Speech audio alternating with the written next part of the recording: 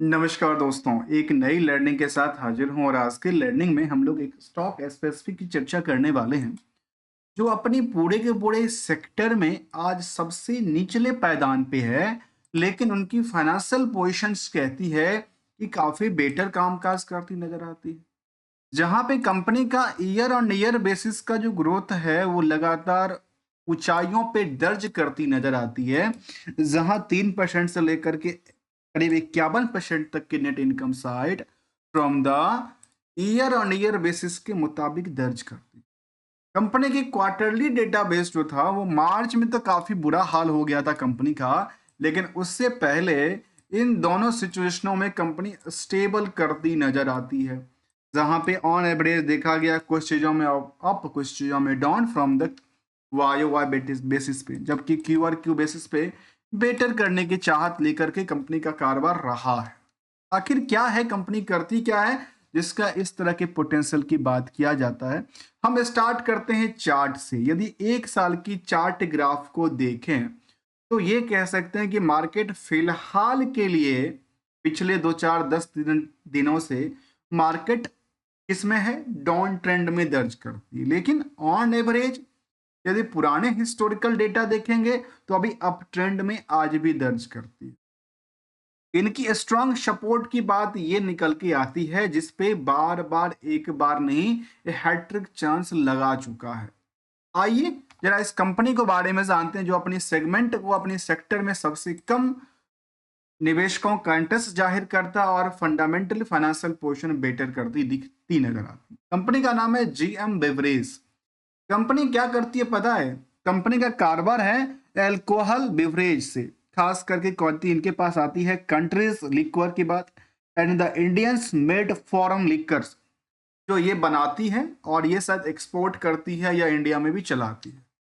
अब इनको लेकर क्या क्या बातें शामिल करता हूं वो समझिए।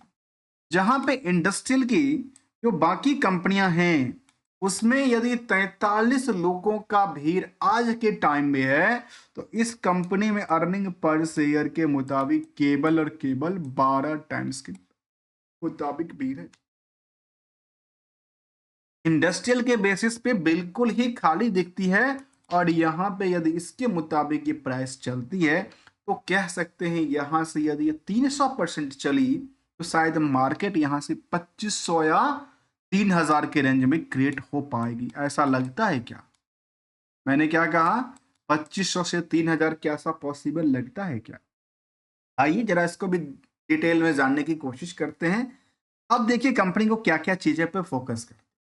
देखिए नंबर ऑफ शेयर क्या थी, 2 करोड़ 28 लाख, जिसकी वजह से आज के टाइम की प्राइस इनकी है जो मार्केट कैप है 1800 करोड़ के आसपास का आंकड़ा देती है। यदि हम हायर से लोअर साइड के लिए देखें तो कह सकते हैं नियरली अभी 20% लोअर है, डिस्काउंट पे मिलती नजर आती है। जबकि बॉटम से यदि देखा जाए तो कह सकते हैं बॉटम से 100% की उछाल क्रिएट होती दिखती है। यदि आरओई आरओसी की आंकड़ा देखा जाए तो 19 से लेकर के 23% तक की दिशा दिखाती है। जहां इस कंपनी में 2 करोड़ 28 लाख के शेयर में करीब करीब 74% की होल्डिंग प्रमोटर के हाथ में। 1 रुपए का मॉर्गेज नहीं किया अपने शेयर को और कंपनी में 1 रुपए के कर्ज को लेकर के कोई भी आंकड़ा नहीं साझा। कंपनी में क्या क्या बातें थी? इंडस्ट्रियल के बेसिस पे आज भी अंडर वैल्यूड दिखती है। और यदि बुक वैल्यू से देखें तो 221% बढ़ा है और इंट्रेंसिक वैल्यू से देखें तो बहुत ज्यादा जंप नहीं किया है, जहां इंट्रेंसिक वैल्यू 740 रुपए तक की बात। तो इंडस्ट्रियल के पीई के मुताबिक मार्केट में इस स्टॉक का पीई कम है फिलहाल के टाइम में।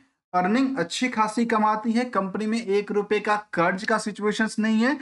प्रमोटर के पास 74-75% की होल्डिंग की बात रखती है।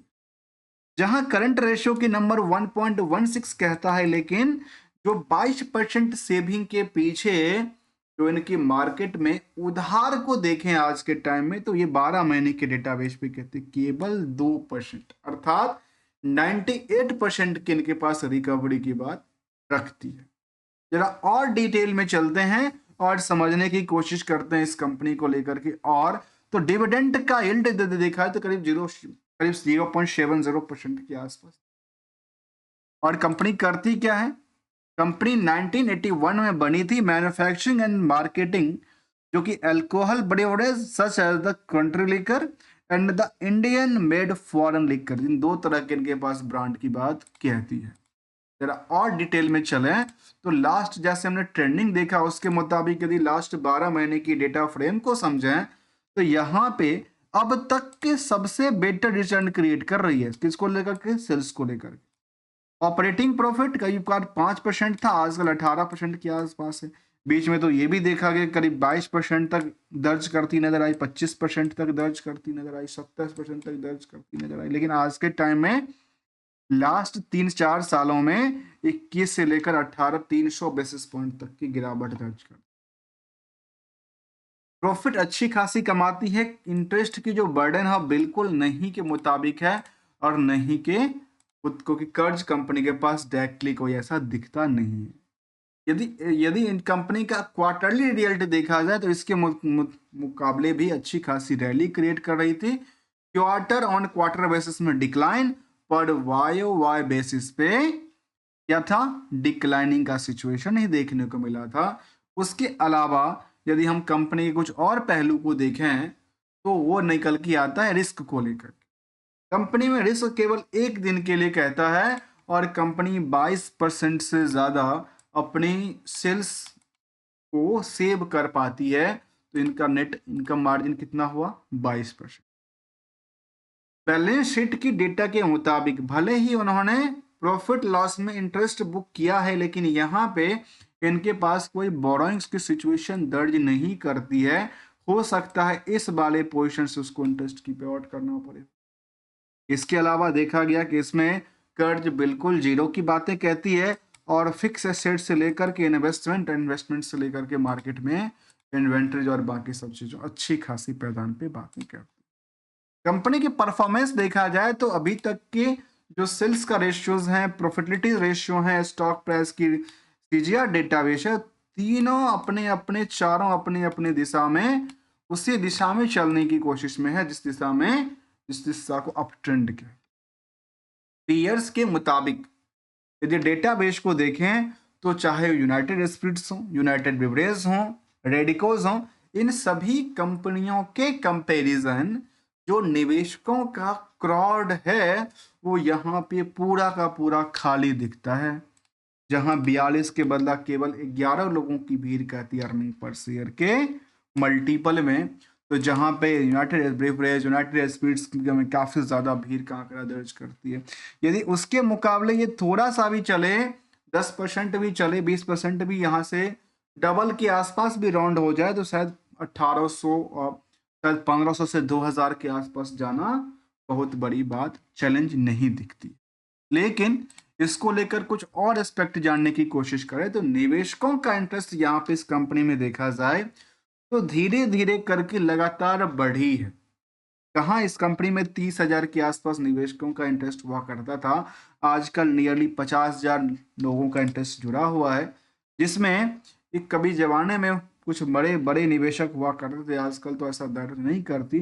प्रमोटर के हैंड में जो जिमी विलियम्स एलमाइट्स कंपनी है, जो प्रमोटर्स हैं इनका, उनके पास 61%, बाकी उनकी ही फैमिली कंपनीज होंगी उनके पास 10%, फिर ज्योति जिमी के पास भी करीब 1.2% के आसपास का आंकड़ा दर्ज कर। एफआईडीआई की कोई बड़ी भूमिका रही नहीं है। लेटेस्ट अपडेट की तरफ नजर डालें तो कंपनी ने जो अपडेट दिया था 31 दिसंबर वाले रिजल्ट को लेकर के अब इसमें मीटिंग होगी और उसने कहा है कि हमारा रिजल्ट कब आने वाला है।